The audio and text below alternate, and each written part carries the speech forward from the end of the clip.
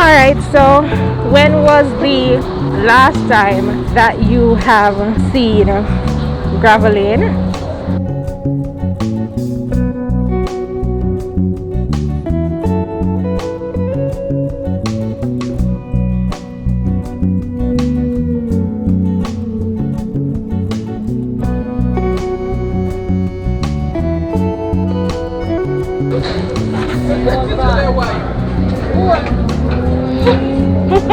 Hello.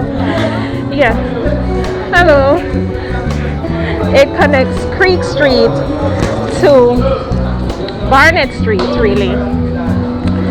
So, sanitizer. And it has a lot of bars and cash pot areas and hairdressers. A very short street.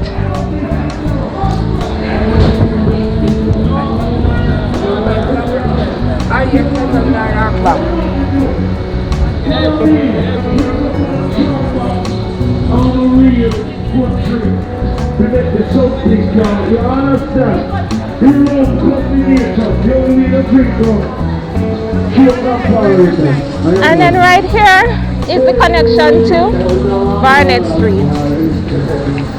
The police station is right here.